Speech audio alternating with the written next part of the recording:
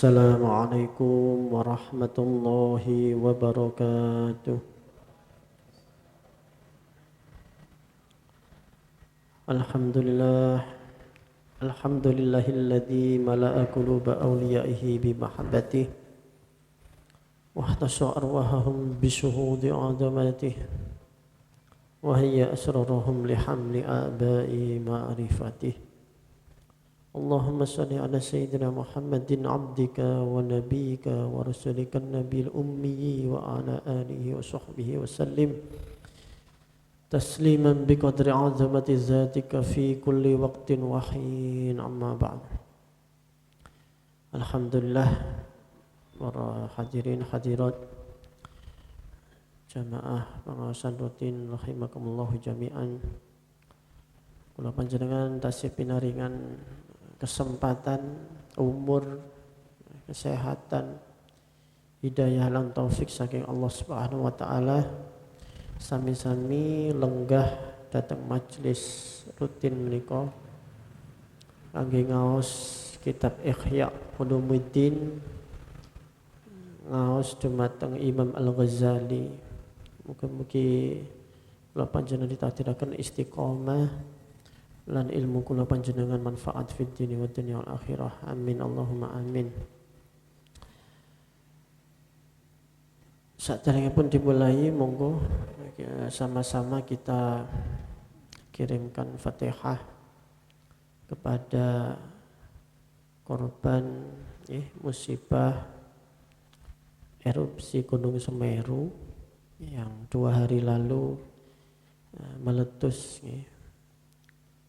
Dan mungkin tadi juga masih ada erupsi susulan di berita-berita, sehingga korbannya masih belum diketahui pasti sampai berapa. Mudah-mudahan dengan wasilah Fatihah ini para korban erupsi itu diberikan tempat terbaik di sisi Allah, diterima semua amal hidupnya dan diampuni dosa-dosanya, seluruh keluarga diberi ketabahan, dan seluruh penduduk yang terdampak dari bencana musibah ini diberikan kekuatan Allah dan berikan kesabaran. Ala hadiniyah wa ala kulli niyatin shalihah bi syafaati Rasulillah. Al-Fatihah. A'udzu billahi minasyaitonir rajim. Bismillahirrahmanirrahim. Alhamdulillahi rabbil alamin arrahmanir rahim maliki yaumiddin iyyaka na'budu wa iyyaka nasta'in ihdinas siratal mustaqim siratal ladzina an'amta 'alaihim ghairil maghdubi 'alaihim waladdallin amin. Bismillahirrahmanirrahim. Ngalajengaken halaman 263 paling inggil ngatos ya.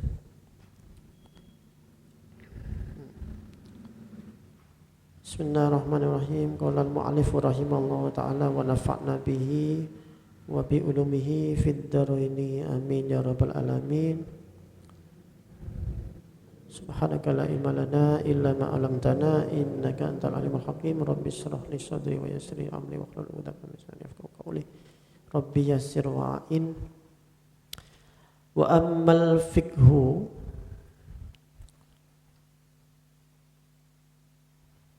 wa ammal fiqhu, dan adapun dalam ilmu fikih tasik nerangaken kadar sak pinten dalam ilmu Al-Qur'an. Ada kadar yang sederhana, sedengan, kali mendalam. Minggu yang lalu kita sudah mempelajari apa saja yang disampaikan Imam Al-Ghazali dalam mempelajari ilmu Al-Quran niku, dari yang mulai sedikit, sedang, dan mendalam. Kemudian juga ilmu hadis beserta anjuran atau panduan kitab-kitabnya apa saja yang harus dipelajari di masing-masing level itu tadi. yang sedikit, sedang, dan mendalam. Kali ini kita masuk ke ilmu fikih. Wa ammal fikhu, dan di dalam, adapun dalam ilmu fikih, fal iktisaru mongko iku gawe ringkes fihi ing dalam ilmu fikih, sedikitnya atau sesimpel-simpelnya ketika mempelajari ilmu fikih adalah yaitu alama yahwihi Mukhtasarul Muzani rahimahullah, yaitu seperti yang tercantum atau termuat di dalam kitab mukhtasarnya Syekh Al-Muzani rahimahullah. Sedikitnya seperti itu contohnya, kata Imam Ghazali. Wahuwa lan utawi kitab mukhtasar niku alladzi rattabnahu kang nyusun ingsun fi khulasatil mukhtasar ing dalam ringkasan atau sarine kitab al-mukhtasar. Jadi Syekh Muzani punya kitab mukhtasar tentang fikih Syafi'i, karena Syekh Muzani ini pengikut madhab Syafi'i, tetapi beliau tidak pernah bertemu dengan Imam Syafi'i sepertinya. Ada yang mengatakan pernah bertemu di Mesir di masa akhir hidupnya Imam Syafi'i. Tapi kebanyakan masih sedikit ya literatur yang menyatakan Syekh Muzani bisa bertemu dengan Imam Syafi'i, karena Imam Syafi'i lahir 150 Hijriah, Imam Muzani itu 175 Hijriah. Lumayan terkait 25 tahun. Sedangkan Imam Syafi'i ini memang berkeliling berguru ke sana kemari, hampir seluruh wilayah Timur Tengah pernah beliau jajaki. Lahir di Palestina, menimba ilmu di Mekah dan Madinah, lalu kemudian bergerak ke Irak di Basra, lalu kemudian pindah ke Mesir di masa akhir hidupnya. Itu kan satu wilayah yang luas.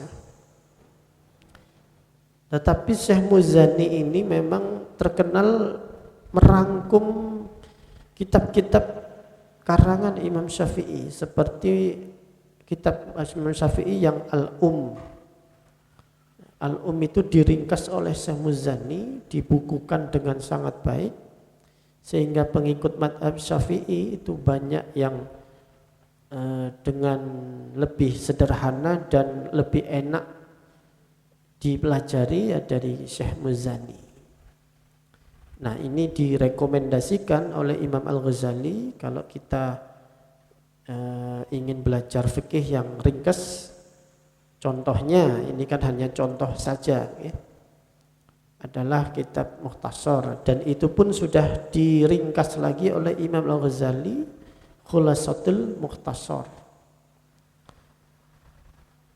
Wal iktisadu fihi, dan yang tengah-tengah sedengan dalam ilmu fihi, dalam ilmu fikih, iku mayabluhu barang kang tumeka apa ma salah sata amsalihi ing telung tikelane mukhtasar Imam Muzani, 3 kali lipatnya dari kitab mukhtasar. Wa huwal qadru, utawi mayabluhu iku al qadru, kira-kira kadare niku alladzi auratnahu kang nekake ingsun ing alladzi fil wasiti ing dalam kitab al wasit minal madhabi, al wasit minal madhabi, judul panjangnya al wasit minal madhabi. Wal iktisau, lan utawi tingkat katok atau mendalamnya kalau ingin jadi orang yang mendalam di bidang fikih, ma'auradnahu fil basit, yaiku barang kang nekakake ingsun ing ma apa ing dalam kitab fil basiti ing dalam kitab al basit. Ila ma wara'a dzalika, tumeka marang barang kang sak burine dzalika mengkono-mengkono kitab al wasit lan basit minal mutawalati, bayane pira-pira kitab kang den dawaake bicarane yang lebih panjang. Ya kalau sekarang mungkin ini kan sebelum era Imam Al-Ghazali ya.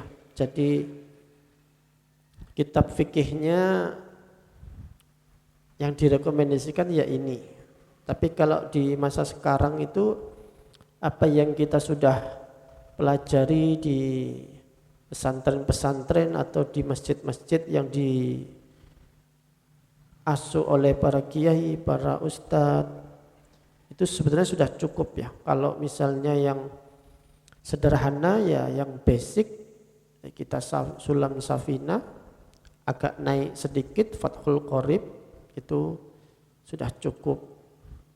Dan kalau yang tengah-tengah itu bisa Fathul Mu'in atau hasyiyahnya I'anatut Talibin, Fathul Qorib, lalu ada mungkin Fathul Wahab, tapi agak susah kalau Fathul Wahab nih redaksinya, bukan karena susah memahami fikihnya, tapi karena redaksi dari kitab Fathul Wahab itu kadang agak sulit kalau untuk yang pemula. Kalau untuk yang sudah kiai ya oke-oke saja.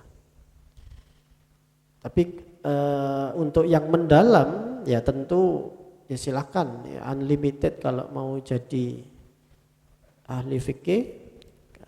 Gus Dur itu pernah menyampaikan kalau ingin jadi ahli fikih, orang yang pintar fikih setidaknya harus pernah ngaji 30 kitab fikih. Mulai dari yang basic itu sampai yang agak dalam, agak panjang. 30 kitab fikih. Ya itu tadi, misalnya yang sudah kita tahu ada banyak kan.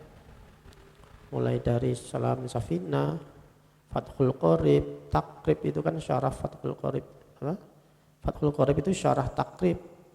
Fathul Mu'in, nanti hasyiyahnya I'anatut Talibin. Lalu ada Al-Iqna itu yang agak panjang, Buhyatul Mustarsyidin dan lain-lain. Itu pasti nanti kalau sudah ngajinya kata Gus Dur ini ya, kalau ngajinya sudah 30 kitab fikih, pasti nanti tahu perbedaan-perbedaan dan akan lebih luwes dalam ilmu fikih.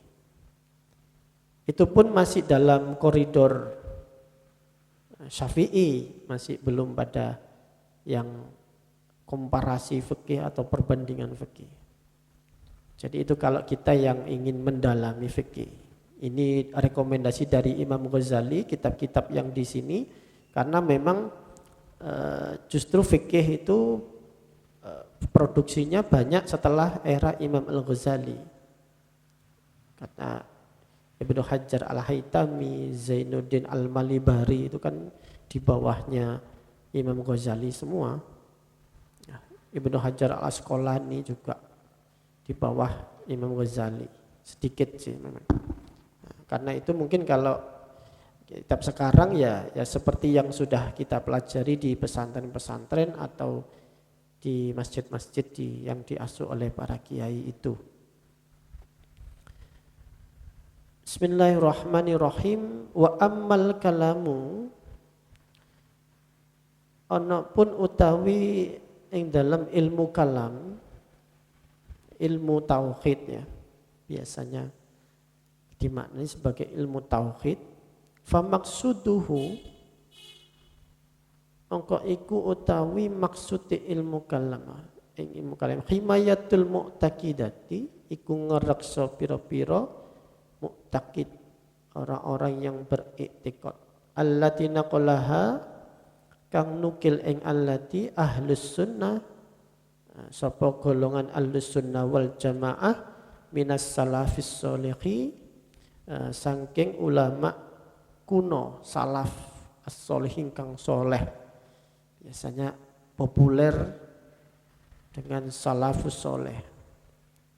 Jadi ilmu kalam adalah ilmu yang untuk menjaga iktikad dari orang-orang ahlus sunnah wal jamaah yang sudah disusun oleh salafus soleh. La ghairu, tidak yang lain.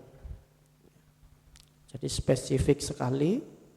Artinya ini Imam Ghazali ingin mengerucutkan kita kepada akidah atau tauhid ilmu teologi yang sudah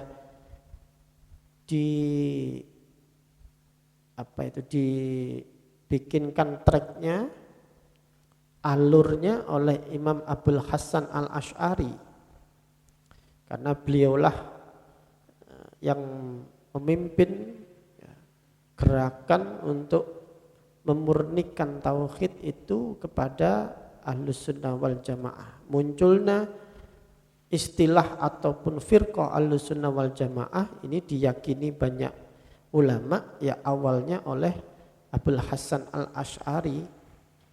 Maka ilmu kalam di sini yang direkomendasikan oleh Imam Ghazali adalah ilmu tauhid, ilmu kalam yang untuk membela, memagari, melindungi iktikad keyakinan dari Ahlus Sunnah wal Jamaah, mungkin bisa ditamakan yang Al-Asy'ari dan Maturidi. Karena Ahlus Sunnah wal Jamaah itu sebelumnya tidak ada semacam kelompok identitas ya. Sebelum ada Syekh Abul Hasan al-Asy'ari. Tetapi tidak adanya Ahlus Sunnah wal Jamaah bukan berarti ajaran ini tidak ada. Gitu. Ajarannya sudah ada, tetapi wadah atau identitasnya yang belum muncul. Selalu identitas atau wadah itu muncul ketika ada dinamika, sehingga dibutuhkan satu bendera identitas yang jelas untuk membedakan satu firqah dengan firqah yang lain. Sama halnya juga dengan Nahdlatul Ulama.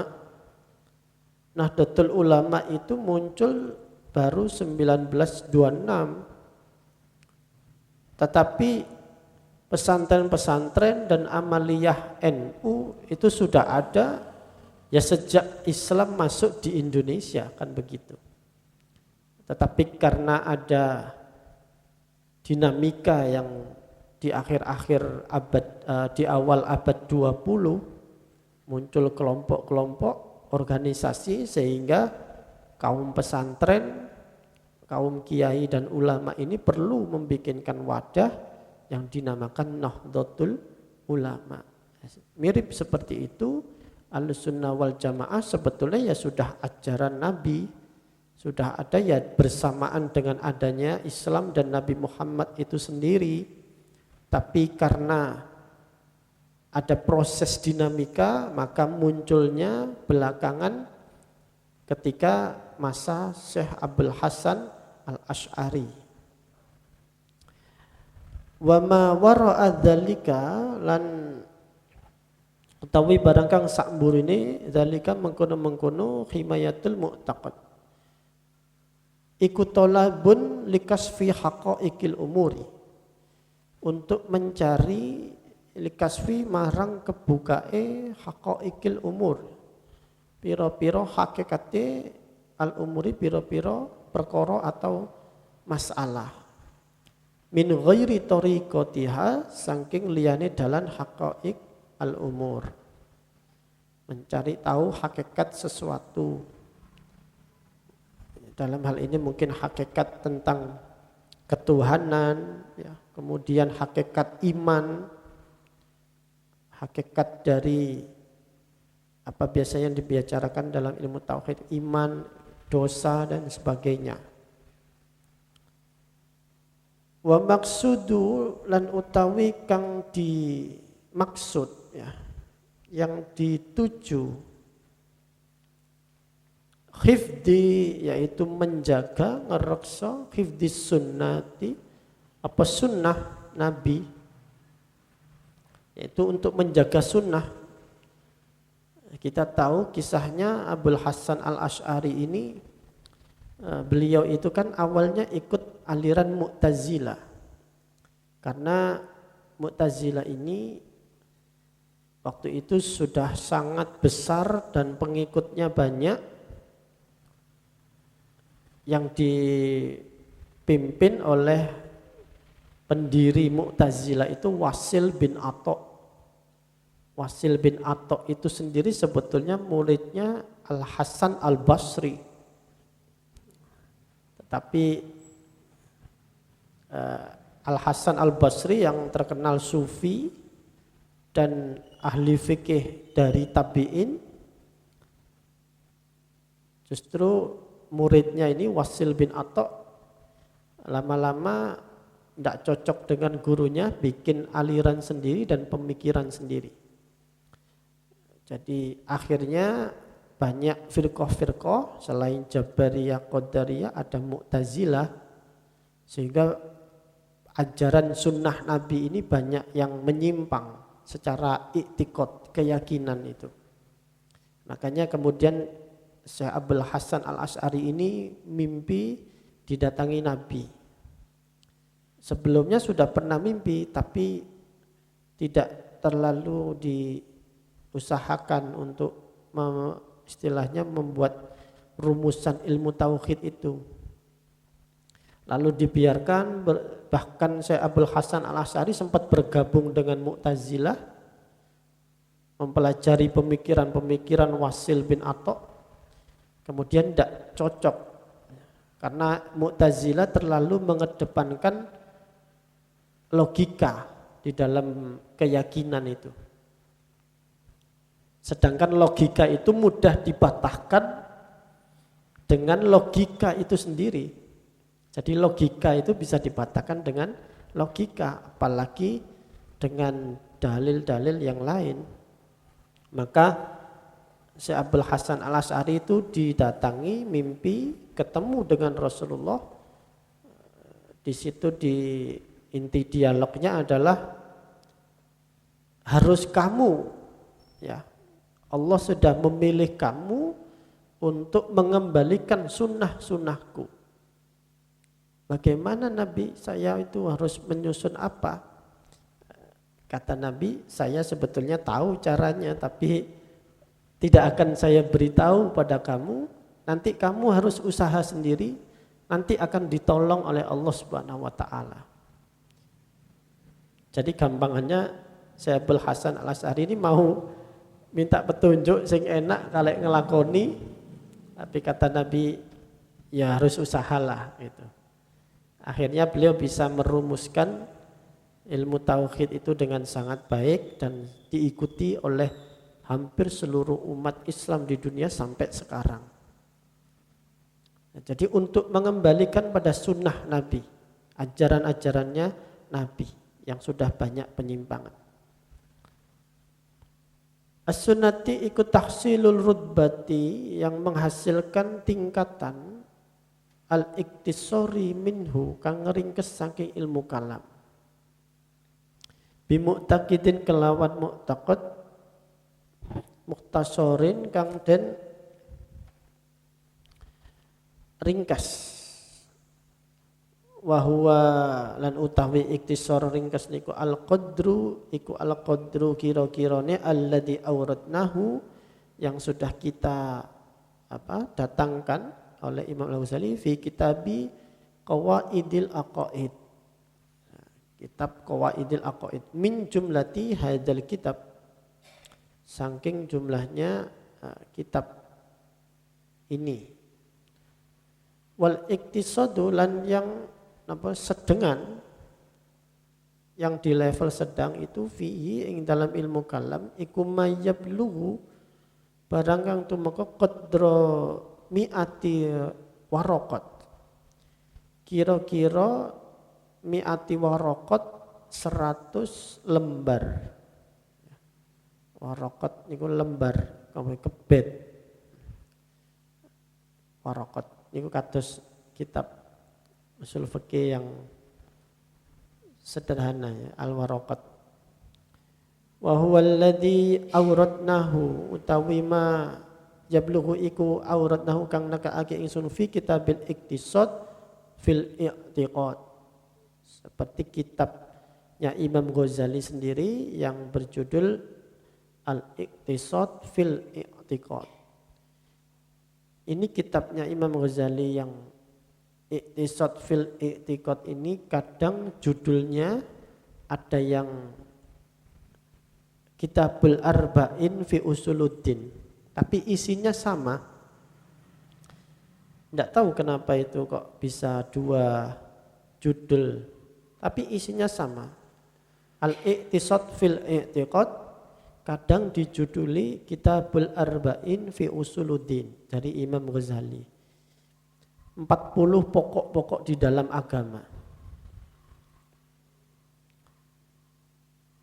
Wa yuhtaju ilaihi lan den butuhake ilaihim apa ilmu kalam limunadzarati mubtadiin krana madepi mubtadiin wong kang ahli bid'ah wa mu'aradati lan nantang bid'atihi ing bid'ahe kaum mubtadi, menghadapi kaum yang ahli bid'ah jadi pada orangnya dan juga untuk menentang bid'atihi objek bid'ah itu sendiri.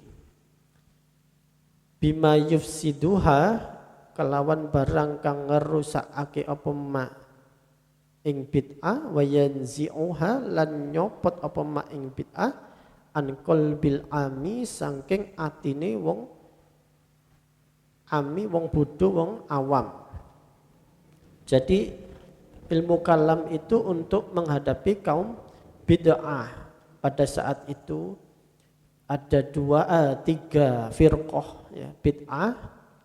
Di dalam ilmu kalam itu ada Jabariyah, Qadariyah dan Mu'tazilah.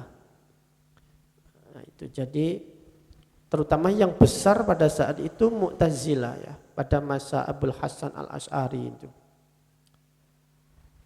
Intinya begini, kalau aliran Jabariyah itu kan timbul akibat dari dinasti Umayyah itu sering membantai keluarga Sayyidina Ali, mulai dari Sayyid Husain terus sampai pengikut-pengikut Sayyid Husain diburu terus menerus, dibantai, dan siapapun yang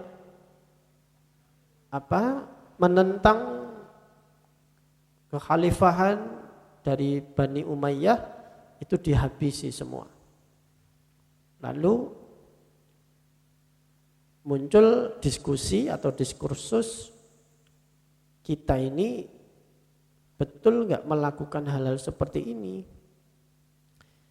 Akhirnya diskursus itu berkembang, muncullah satu faham atau keyakinan yang mengatakan ya semua yang terjadi ini kan karena takdir Allah. Saya misalnya khalifahnya terpilih juga karena takdirnya Allah. Berarti ini memang kehendak Allah. Berarti saya membantai, katakan begitu ya, membantai musuh-musuhnya, lawan-lawannya itu ya karena kehendak Allah juga. Sehingga di aliran Jabariyah ini muncul ya, gerakan Jabariyah, bahwa manusia itu tidak punya kehendak bebas. Manusia itu seperti robot.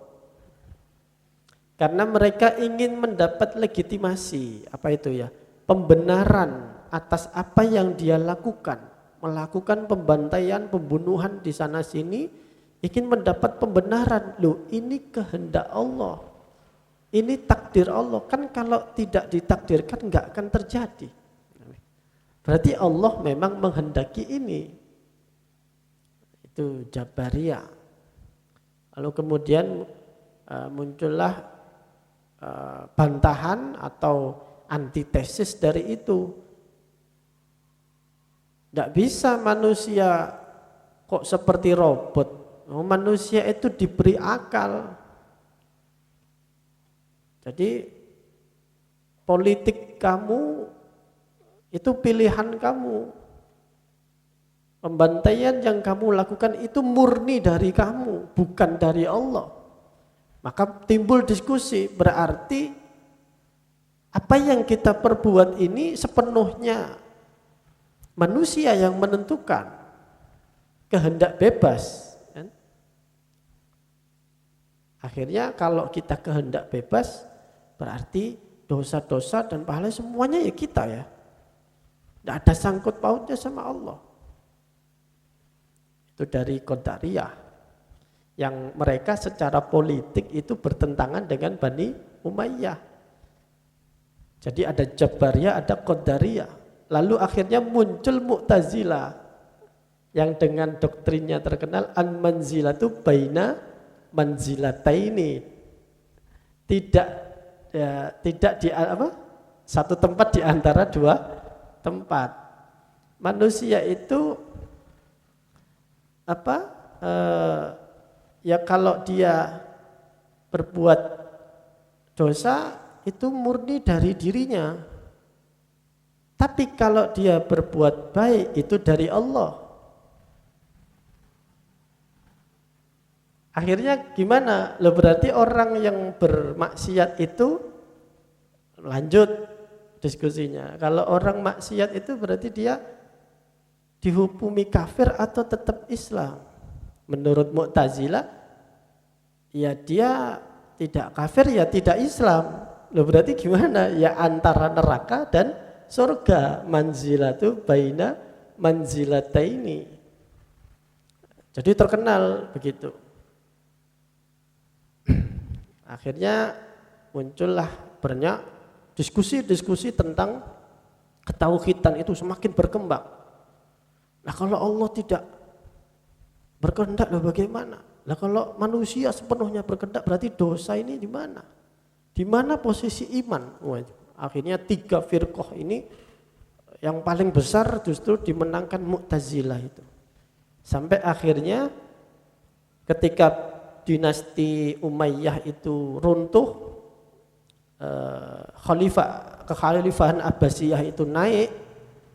Lalu sampai pada khalifah ke-7 Abu Ja'far al-Mansur dan seterusnya sampai 3 khalifah itu mengangkat resmi madhab Mu'tazilah itu sebagai madhab negara. Siapapun yang menentang itu dia berarti menentang negara. Fatalnya ada beberapa yang fatal dari Mu'tazilah karena mereka mengatakan bahwa manusia itu kehendak bebas, semua tindakan itu diproduksi oleh manusia. Berarti sepenuhnya itu inisiatif dari manusia, maka penegakan amar ma'ruf nahi mungkar, nah ini penegakan amar ma'ruf nahi mungkar itu harus dilaksanakan sebenar-benarnya. Ya artinya harus dipaksa orang untuk mau berbuat amar ma'ruf, jangan sampai berbuat mungkar. Sehingga aparatur negara itu digerakkan untuk menghukum siapapun yang menentang negara. Karena negara dengan khalifahnya memahami sebagai madhab Mu'tazilah. Berarti orang yang berbuat mungkar, berbuat dosa itu pilihannya. Harus dicegah, harus dihukum, kalau perlu dihukum mati supaya tidak berbuat mungkar. Karena salah satu doktrin di dalam Mu'tazilah itu Al-Quran itu hadis, bukan qadim, maka seluruh ulama-ulama itu dipanggil oleh raja, ditanya, menurut sampean Quran itu qadim atau hadis. Kalau mengatakan Quran itu qadim, ya langsung dieksekusi, gitu. Harus langsung dibunuh karena dia berbuat mungkar. Mungkar itu pilihan rasional manusia. Nah, ini kan sampai akhirnya Imam Ahmad bin Hambal, waktu itu Imam Syafi'i akhirnya bergerak ke Mesir, sudah di Irak sampai akhirnya hijrah ke Mesir. Salah satu motifnya adalah untuk menghindari kekhalifahan yang zalim itu. Akhirnya Imam Ahmad bin Hambal tetap berdiam di Irak, ya, tetap di situ. Bahkan Imam Ahmad bin Hambal yang mengharamkan ilmu mantek akhirnya harus berdebat dengan khalifah. Dan ini yang menarik sekali. Jadi ditanya oleh Ja'far al-Mansur, Imam Ahmad bin Hambal ditanya begini, kalau menurut sampean Syekh Ahmad, Al-Quran itu qadim. Qadim kan artinya ya dulu dan tak terbatas bersama, ya karena qadim ya Allah itu sendiri, karena Ahlussunnah wal Jamaah memahami kalamullah berarti kalamullah itu qadim. Kalau menurut sampean Al-Quran itu qadim, kenapa kok di dalam Al-Quran itu ada surat Al-Lahab, tabbat yada abi lahabiw watab. Padahal Abu Lahab itu kan hidupnya berbarengan dengan masa Rasulullah. Allah mengomentari Abu Lahab. Berarti kan Al-Quran itu, surat Al-Lahab itu atau Al-Quran itu turun merespon kejadian pada masa itu. Katakanlah kejadian di abad ke-7 Masehi. Berarti kan enggak qadim. Karena merespon masa kini, katanya begitu. Lalu Imam Ahmad bin Hambal, padahal beliau mengharamkan mantik, lalu memakai ilmu mantik di dalam menjawab itu. Kata Imam Ahmad bin Hambal begini, loh, kalau Allah mengomentari Abu Lahab itu ya tidak harus kejadian di mana Abu Lahab itu ada atau hidup. Seperti halnya kita tahu, misalnya besok itu ada matahari terbit jam 5, ya, misalnya subuh kan terbit jam 5, subuh kan setengah 4. Kita tahu besok matahari terbit jam 5, belum kejadian kan, masih besok. Tapi kita bisa kan mengatakan sekarang bahwa besok jam 5 matahari itu terbit. Meskipun belum terbit. Nah, itulah ilmu Allah. Di dalam sifat Allah itu punya al-ilmun, meliputi segala sesuatu, baik yang qadim maupun yang masa depan. Akhirnya tidak bisa jawab. Siapa? Ja'far al-Mansur itu. Akhirnya Imam Ahmad bin Hambal di penjara, sampai dihukum cambuk dan akhirnya meninggal di penjara. Ini yang kadang-kadang agak untuk dari kelompok-kelompok yang ekstrim mengatakan Imam Syafi'i itu dalam tanda kutip ya, lari, ulama kok lari, kan begitu. Jadi ulama itu tidak sembarangan ya, karena beliau itu ijtihad itu tidak sembarangan. Beda dengan kita, jangan disamakan ya. Jadi Imam Syafi'i itu memilih untuk berpindah ke Mesir karena beliau tahu beliau ini masih dibutuhkan oleh banyak orang. Beliau misalnya ketika sebelum beliau itu ada di Irak, ulama-ulama Irak yang bermadhab Abu Hanifah atau Hanafi itu dulu sebelum ada Imam Syafi'i, kalau memutuskan hukum itu begitu enggak ada Quran, hadis, ya sudah langsung dipikir pakai ijtihad sendiri. Begitu ada Imam Syafi'i masuk di Irak, karena Imam Syafi'i ini membawa hadis yang banyak dari Imam Malik dan dari guru-guru beliau sebelumnya, sehingga orang Irak tahu, ternyata suplai hadis dari Madinah ini tidak nyampe ke kita, sehingga kita kurang referensi. Padahal sebetulnya di dalam hadis itu kalau kita cari ada, jadi sangat mempengaruhi. Nah begitulah seterusnya, sehingga Imam Syafi'i ini dibutuhkan banyak orang. Sampai dinanti-nanti kapan akan pindah ke Mesir oleh Syekh Al-Lais bin Sa'ad itu. Juga beliau sempat berguru pada Sa'id bin Musayyab kan. Nah, sehingga beliau memilih untuk menghindari kezaliman dari pemimpin itu adalah untuk melindungi ilmunya Allah ini. Ilmu sunnahnya Rasulullah ini supaya tetap ada yang melanjutkan. Akhirnya apa? Imam Syafi'i itu didatangi oleh Kanjeng Nabi di dalam mimpinya. Bayangkan, peristiwa itu Imam Ahmad bin Hambal itu di Irak, Imam Syafi'i di Mesir. Kanjeng Nabi itu mendatangi Imam Syafi'i melalui mimpi, sampaikan kepada Ahmad bin Hambal, muridmu, santrimu itu, bahwa Allah sudah meridhoi dia atas apa yang menjadi ijtihadnya. Yang ijtihad untuk menetap di Irak itu Imam Ahmad bin Hambal, tapi sing diimpeni Imam Syafi'i. Bayangkan.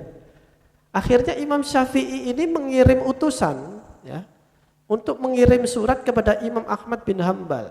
Imam Syafi'i karena sudah pindah, jangan sampai ditangkap oleh Irak, sehingga mengirim utusan yang orang tidak tahulah kalau itu orang Ahlussunnah wal Jamaah. Sampainya utusan ini di Irak, lalu kemudian di rumahnya Imam Ahmad bin Hambal. Lalu Imam Ahmad waktu itu sedang sholat, selesai sholat ditemui, sampean dari mana? Saya dari Mesir katanya. Saya disuruh Imam Syafi'i. Oh iya, ada apa? Ini ada surat dari Imam Syafi'i. Oh iya, dibaca isi surat itu ya tentang mimpinya Imam Syafi'i itu. Langsung Imam Ahmad bin Hambal nangis gak karu-karuan. Nangis sambil sujud, ya Allah ternyata ijtihadku ini diridhoi Allah, diridhoi oleh Rasulullah. Dan itu disampaikan kepada guru saya Imam Syafi'i.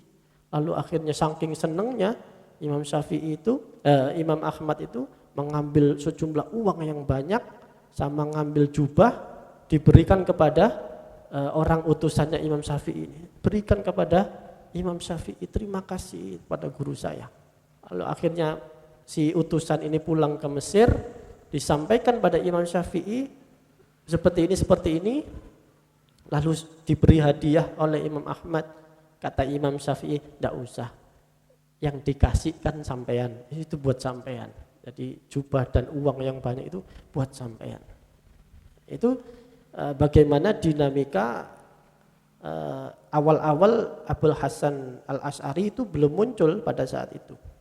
Masih jaya-jayanya faham atau madhab Mu'tazilah di dalam ilmu kalam. Jadi memang berat ya pada masa itu mempertahankan sunnahnya Nabi. Waktu itu sudah tantangannya langsung menghadapi khalifah.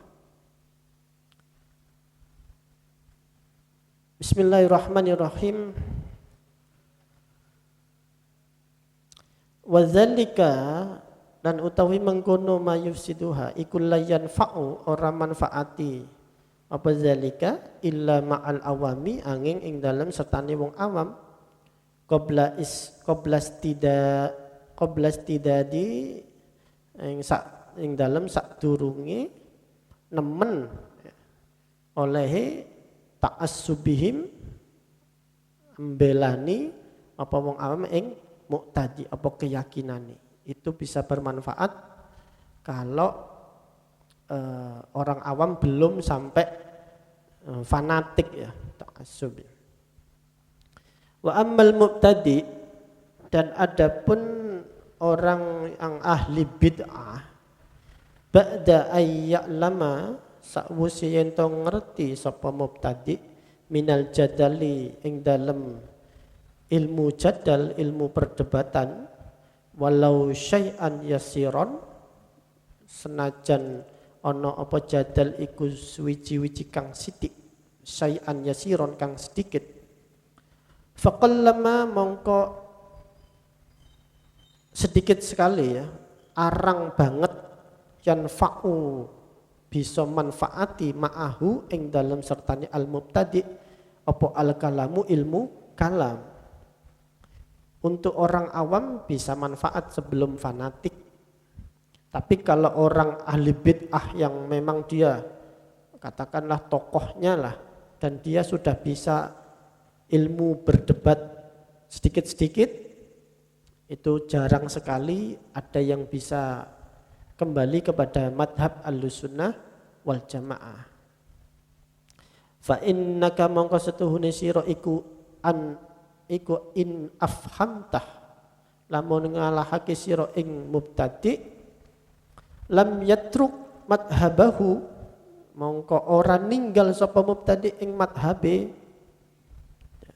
Sekalipun kita bisa mengalahkan perdebatan dengan orang-orang bid'ah dalam hal akidah itu tadi, Mu'tazilah, Jabariyah dan Qadariyah, jarang sekali mereka meninggalkan apa yang sudah diyakini itu madhabnya.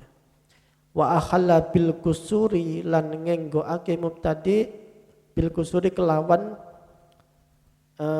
kecekake, pendeknya, dangkalnya ala nafsi ing akale ing kusuri ing cekake akal ala nafsi ing atase awak dhewe ne mubtadi.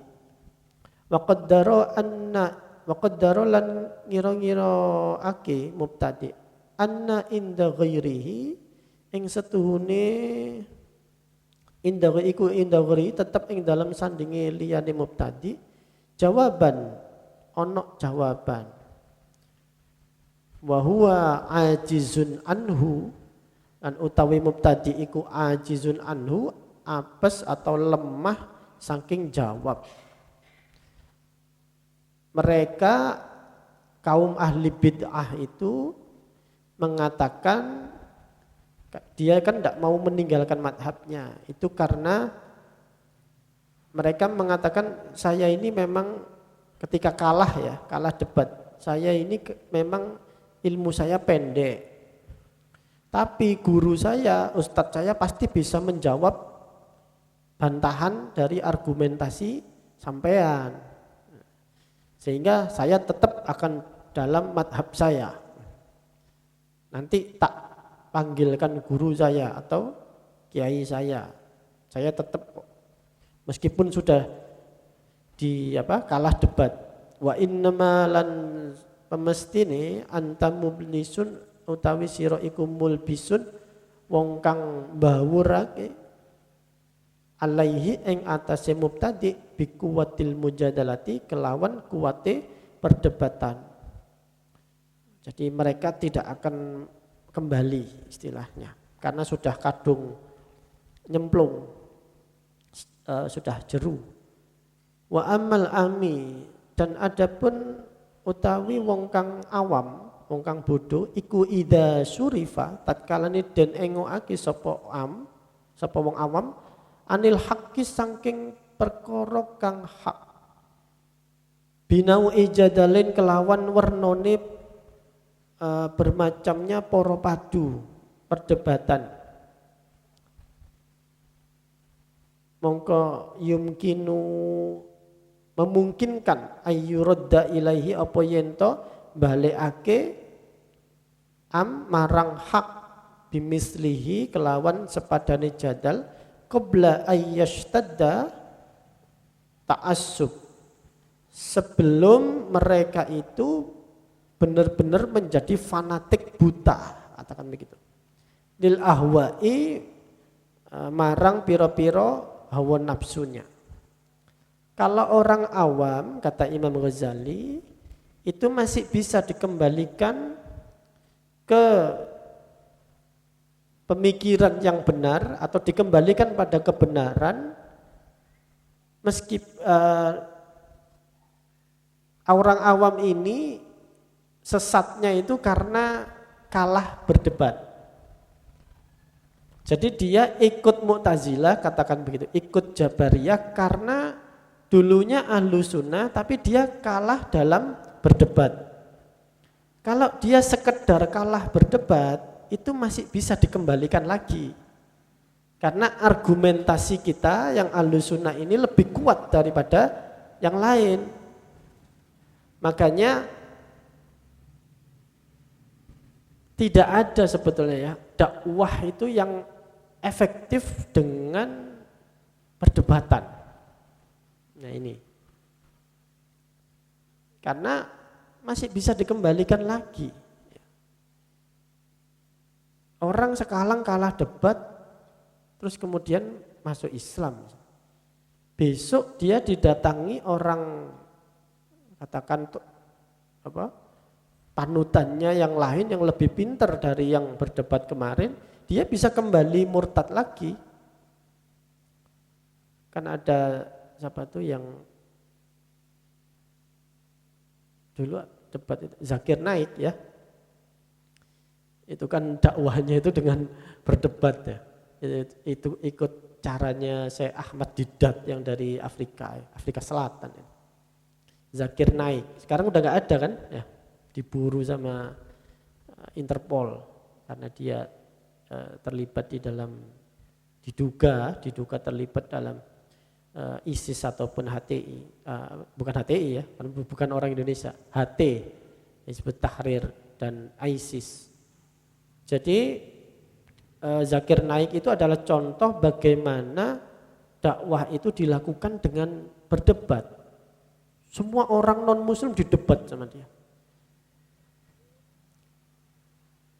Ya kata Imam Ghazali, orang-orang yang awam yang katakanlah masuk Islam karena dia kalah debat, besok bisa kembali murtad lagi. Kalau ada pimpinannya atau tokohnya dari agama lain itu mendatangi dia dengan argumentasi yang lebih baik. Begitupun orang Islam misalnya, ada yang mendebat dari luar agama Islam, itu masih bisa kita tarik kembali. Kalau memang dia ngikutnya itu karena kalah debat. Jadi keimanan itu tidak bisa ya hanya ya ada kalanya memang iya, ada kalanya memang hidayah itu kan bisa timbul macam-macam. Tapi kalau hanya berdebat itu justru lebih banyak efek negatifnya daripada efek positifnya. Enggak nyucuk ya. Bahkan mereka yang sudah ikut kita masih bisa diambil lagi. Tapi kalau orang yang benar-benar dia hidayahnya mantap, memang betul-betul mengimani, akan susah, kuat. Seperti yang dilakukan oleh Kanjeng Nabi misalnya.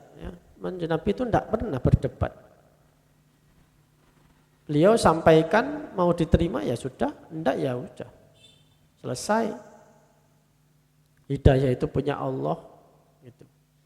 Begitu pun diteruskan oleh para wali songo masuk ke sini. Tidak dengan mendebat orang-orang Hindu, Buddha yang ada di Jawa. Tapi menunjukkan akhlak. Ada proses akulturasi, budayanya dirangkul, dipek atine. Nah, kalau sudah hatinya itu dapat, nanti akan mudah untuk memasukkan ajaran Islam. Bukan dengan berdebat. Kalau berdebat, ini dulu mayoritas Hindu, Buddha dan Kapitayan dikafir-kafirkan ya, malah tersinggung, tidak dapat artinya. Nah, makanya dakwah-dakwah model berdebat itu tidak sesuai lah kalau dengan kultur Ahlussunnah wal Jamaah ataupun di Indonesia ini dengan Nahdlatul Ulama itu tidak cocok ya. Jadi di dalam perdebatan itu sendiri ada banyak mudorot dan penyakit hati ya. Itu bisa menghina orang, menjelek-jelekkan orang ya, menghina agama lain. Padahal kan di Al-Quran ada jangan sampai kita itu menghina sesembahan-sesembahan mereka. karena nanti mereka berbalik menghina Allah. Makanya kita kalau menghina sesembahan mereka itu bisa jadi kita menghina Allah. Karena memancing orang luar untuk menghina balik agama kita. Jadi jangan. Itu malah disiarkan di TV-TV ya waktu itu. Tapi akhirnya sekarang orangnya lari keluar dari India, enggak tahu lari kemana. Jadi tidak efektif ya sebuah dakwah dengan jadal. Tapi kalau memang diperlukan ya silahkan. Tapi ada porsinya, ada batasannya. Makanya NU sendiri bikin Aswaja NU Center untuk menandingi, sekedar mengimbangi narasi dari mereka. Tapi tidak harus semua kiai turun kan begitu. Bismillahirrahmanirrahim. Fa'idas tadda mongko tatkalane banget apa tasabbuhum apa fanatik wong awam niku waqo al ya'su mongko tumiba apa putus harapan minhum saking wong awam idza ta'assabub krana utawi ngotot atau fanatik iku sababun suwijine sebab yurassihul aqaida fin nufus kang nancep al aqaid apa keyakinan akidah fin nufus di dalam hati orang-orang. Karena yang membuat susah untuk menerima kebenaran itu adalah fanatisme. Ya, fanatik. Makanya fanatik itu dalam hal apapun itu dihindarilah. Sekali lagi dalam hal apapun. Kecuali pada cinta pada Allah dan Rasulnya. Selain itu tidak boleh fanatik. Kecuali pada Allah dan Rasulnya. Makanya ada hadis kan. Khairul umur awsatuhu. Sebaik-baik perkara itu yang tengah-tengah. Tawassut yang tengah-tengah. Sebaik-baik artinya sedengan, kata Kanjeng Nabi. Sebaik-baik semua perkara itu sedengan. Ojo kakean, ya ojo kurang. Ojo kemoncolen, ojo napa? Kemendelemen. Ya.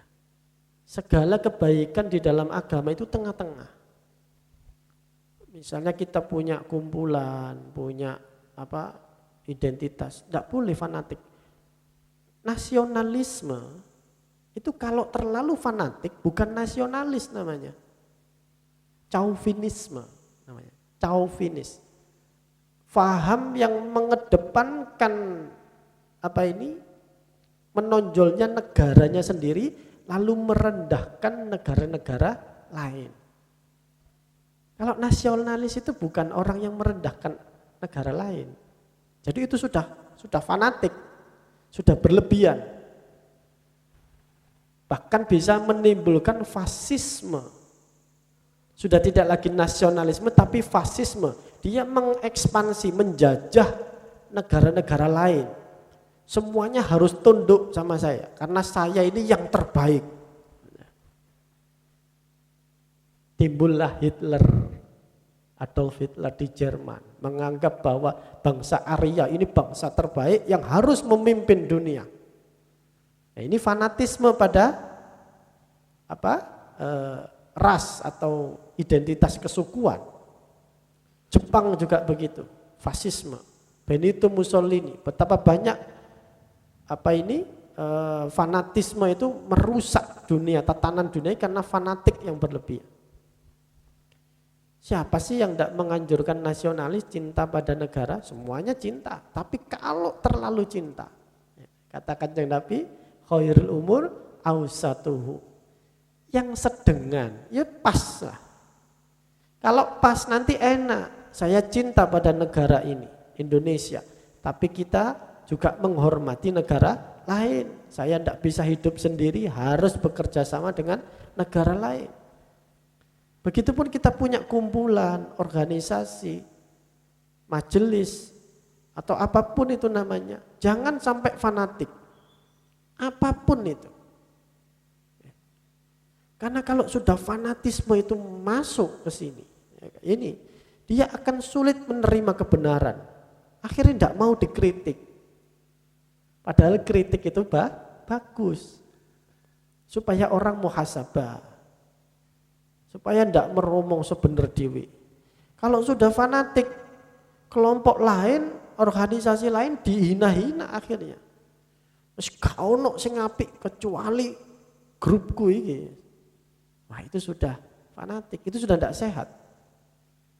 Mulai nabi, ulama-ulama manapun tidak ada yang membolehkan fanatik. Sedengan, silahkan Anda cinta. Ya. Wayanduruna lan madhep ningali, sedikit lagi nggih. Wayanduruna lan padha ningali sapa ta'azab ilal mukhallifina marang pira-pira wong kang nulayani bi'aini kelawan pandangan bi'anizdiroin kelawan pandangan yang ngino. Ya, orang-orang yang fanatik itu memandang orang yang berbeda itu dari dirinya itu dengan pandangan yang menghina, merendahkan, wal istiqorin lan tegese mengejek, istiqori, merendahkan, mengejek kelompok lain atau negara lain kalau tadi konteksnya negara. Jadi jangan sampai fanatik, pasrah, sedengan. Fatan ba'isu minhum mongko dadi gumregah minhum saking ulama isu. Duh, niki kok langsung mencolot. Oh, keliru nggih. Wa huwa min afatil ulama isu. Itulah fanatisme itu adalah setengah min afatil ulama isu, setengah saking pira-pira afate atau penyakitnya ulama usu.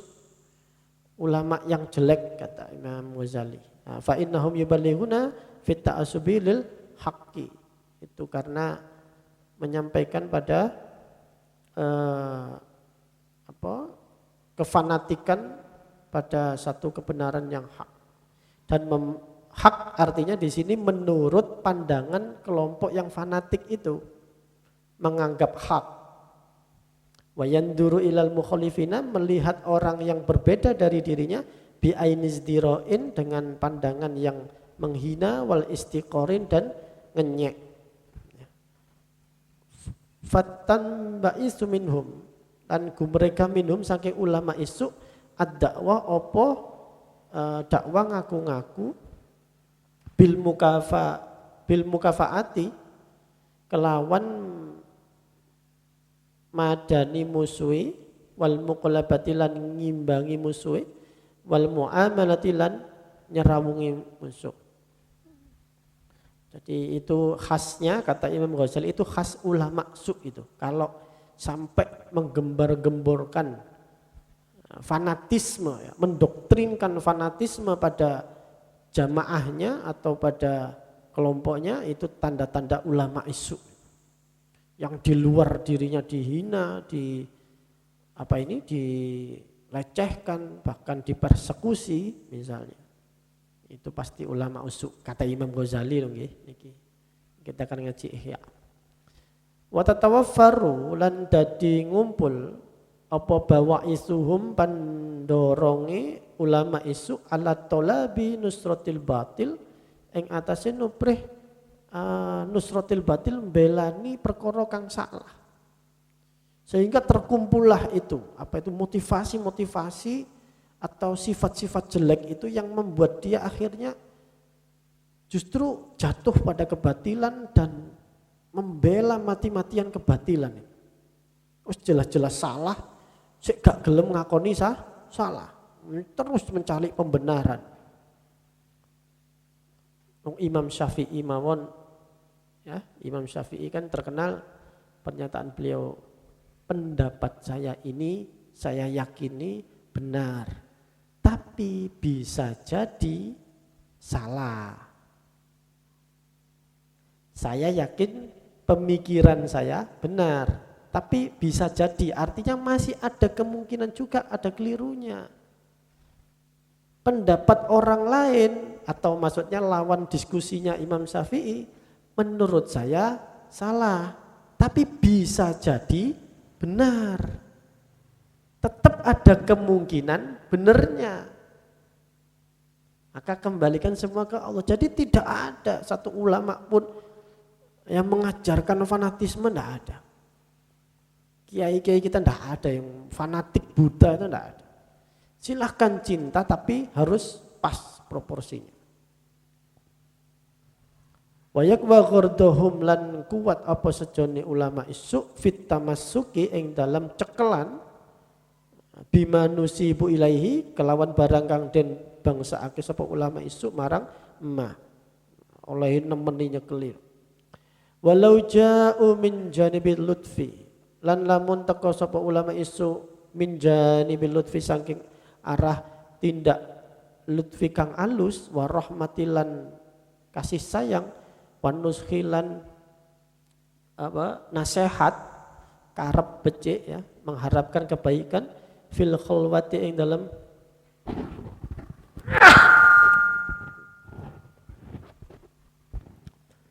wa nuskhi fil khalwati lan menasihati di dalam bisik-bisik atau persepen la fi ma'aradi ora ing dalam papan panggonan atas ta'assub oleh fanatik ngotot wa tahkiri lan ngino-ngino la anjahu fihi mongko yakti padha slamet fihi sapa ulama su ing dalam hak. Kalau saja kata Imam Ghazali, seandainya saja mereka itu datang membawakan agama itu dengan lembut, dengan rahmah, dengan nasihat. Nasihat itu kan artinya kan mengharapkan kebaikan. Pasti mereka akan selamat ya, tidak belani fanatiknya. Walakin akan tetapi lamma kanal jauh tatkala ni ono opo keduwe kedudukan ya. La yakumu iku la yakumu ora ngadeg apa kedudukan illa bil istibai angin kelawan golek wong kang anut mencari pengikut. Kata Imam Ghazali akan tetapi kan kedudukan atau jabatan ataupun status sosial itu kan tidak napa nggih mboten jejeg nek gak ana pengikut jamaah wala yastamilu lan ora amrih condong al atba'a ing wong kang padha anut mislut ta'assub apa umpamane belo penemu wala nilan ngelaknati wasyat milan oleh misui lil khusumi marang pira-pira musuh. Kadang-kadang kata Imam Ghazali memang sifat dari pangkat atau status sosial itu kayak kurang enak oleh gak ono pengikut sing didoktrin dengan fanatisme sehingga mereka ini senengannya ngenyek-ngenyek, melaknat, bahkan memusuhi kelompok-kelompok lain itu kayak kurang mantep. Tapi lek jamaah ini fanatik kan kayak aneh nyenengno. Sehingga ini yang bisa mendorong mereka yang mengaku ulama ataupun pemimpin itu bisa mendoktrinkan fanatisme akhirnya untuk ngopeni jamaah itu. Makanya kan kalau kelompok-kelompok ekstremis itu pasti ada diklatnya ya. Diklatnya itu pasti indoktrinasinya doktrinnya itu adalah mengindoktrinasi minggirkan doktrin yang sifatnya lemah lembut. Ya pasti harus didoktrin yang keras, bom, nembak, itu diajarkan semua. Siapapun yang menentang berarti menentang Allah. Nah itu, faham-faham yang ekstrim. Ittikhadu mongko padha ngalap sapa ulama isu at-ta'assub ing olehe fanatik ngotot adatahum ing pengadatan atau kebiasaannya ulama su wa alatahum lan sebagai alat perabote ulama su wasammuhu lan padha ngarani sapa ulama isu zabban ing ta'assub zabban anidin iku sebagai pembelaan terhadap agama Itu dijadikan kebiasaan, dijadikan program, ya, cara dakwah, dan mereka mengatasnamakan membela agama, membela Islam, ya, membela ulama. Mau kumpul di mana? Monas, ya, kan selalu dengan banner seperti itu. Padahal dulu kan itu peristiwa pilkada, ya. Nah, pilkadanya kan sudah 4 tahun yang lalu, tapi kok masih jalan aja. Katanya membela ulama, membela agama. Wani dolan lan ngerekso saking anil muslimin wong kang Islam kabeh. Katanya membela umat Islam ini. Umat Islam yang mana? Akhirnya ditanya gitu. Wa fihi lan iku tetep ing atase ta'assub atau fanatik ala tahqiqi ing atase sejatine halaku utawi rusak al khalqi ngerusak masyarakat. Wa rusukhul bid'ah lan mengakarnya apa itu bid'ah, perilaku-perilaku yang menyimpang fin nufusi ing dalam pira-pira atine masyarakat. Jadi memang fanatisme inilah yang membuat rusak, ya, masyarakat, agama dan negara itu menjadi rusak. Hitler itu terlalu cinta pada Jerman, justru merusak Jerman itu sendiri. Sampai akhirnya berapa juta korban di Jerman. Jadi fanatisme itu dihindarilah. Monggo. Kalau kita pada Allah dan Rasulnya, pada agama Islam silahkan. Tapi kalau sudah pada level furu, cabang-cabang, ya, hanya sifatnya hanya apa ini, bukan yang pokok di dalam keimanan, ya jangan fanatik. Biasalah dengan cinta, seneng, monggo, tapi yang pas. Bahkan Syekh Izzuddin Ibnu Abdissalam sendiri itu dalam mengomentari kaum Mu'tazilah itu menarik, ya. Syekh Izzuddin itu mengatakan sebetulnya kaum Mu'tazilah itu juga niatnya baik. Ngoten lho. Jadi tidak sepenuhnya menyalahkan. Sebetulnya Mu'tazilah itu nggih apik. Lah wong karepe itu istilahnya dia itu kepingin takzim kepada Allah. Makanya perbuatan manusia ini yang perbuatan dosa dan salah jangan sampai dinisbatan kepada Allah. Karepe itu supaya Gusti Allah iki gak melok. Kalau kita di Ahlussunnah wal Jamaah kan iman yang keenam itu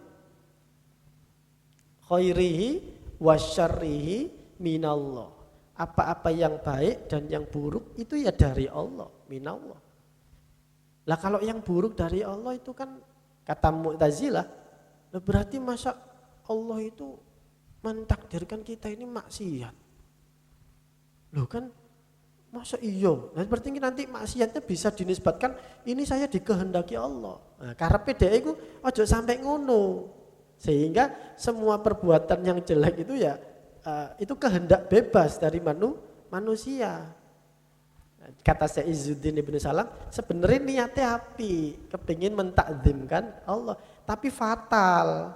Kalau Allah itu tidak mentakdirkan seperti tadi khairihi wa syarrihi, apa yang baik dan yang buruk, berarti seolah-olah perbuatan buruk itu dari mana? Dari makhluk, dari manusia, atau kata Mu'tazilah yaitu dari setan, dari iblis. Kita berbuat maksiat itu dari iblis. Loh berarti kalau seperti itu Allah tidak kuasa. Nah ini berarti Allah tidak kuasa kalah oleh kekuatan setan, kekuatan iblis. Ini bahaya. Akhirnya timbul dualisme. Ada Tuhan yang baik, ada Tuhan buruk. Ada dewa baik, ada dewa buruk. Larinya ke sana. Nah, fatalnya di situ. Karepe api. Nah, seolah-olah kita kalau ngaji begini, oh ini kehendak Allah. Kita ngaji di sini. Tapi yang dilokalisasi, yang zina, itu kehendak siapa? Itu bukan kehendak Allah kata Mu'tazilah. Lu berarti kehendak setan. Berarti Allah tidak kuasa di area lokalisasi. Berarti ada Tuhan, ada kekuatan lain yang lebih kuat dari Allah di lokalisasi. Sehingga Allah tidak bisa ikut campur. Nah ini bahaya. Faham Mu'tazilah kan begitu. Tapi begitu pun walaupun seperti itu, Syekh Izzuddin bin Abi Salam tetap ngakui, oh iya memang sebetulnya niatnya yo api. Tapi kita ini tetap Ahlussunnah wal Jamaah adalah khairihi wa syarrihi minallah. Semuanya itu ya takdirnya Allah semua. Tapi ya jangan terus kita ini sok-sokan begitu ya. Rodok apa kalau di dalam Ahlussunnah ini secara adab ya, secara muamalah kita serawung dengan orang, misalnya lek ditakoni, "Mas, apa gak ngaji?" Iya, males aku, Mas. Ya dinisbatkan pada dirinya. Jangan terus, "Apa gak ngaji, Mas?" Iya, gak ditakdirno kalau Gusti Allah. Aja ngono, ya. Ada adabnya kalau di dalam Ahlussunnah, meskipun di dalam hati kita itu meyakini, "Apa Mas kok sik pancet ae kok ya sik melarat ya," misalnya ngoten. Iya Mas, aku bolak-balik usaha yo gagal terus ya. Iya. Si gurung rezeki nih kok. Nah, itu enggak apa-apa, sekedar hanya muamalah atau adab kita kepada Allah. Tapi hati kita mengatakan, ya mbok sih yo ancene yo wis pokoke wis ditulis bae nang Lauhul Mahfuz ya. Karena khairi wa syarrihi minallah. Tapi kalau itu sama Mu'tazilah diyakini betul, yang buruk itu ya tetap itu kehendaknya manusia. Wallahu alam bisawab. Insyaallah mudah-mudahan ada manfaatnya, ada gunanya, ada sirinya buat kita semua. Amin Allahumma amin. Mari kita kirimkan Fatihah kepada guru-guru kita, kepada Abah Haji Masyudi Mukhtar, pada guru-guru beliau sampai bersambung sanad kepada Nabi Muhammad sallallahu alaihi wasallam. Ala hadiniyah wa ala kulli niyatin shalihah. Al-Fatihah.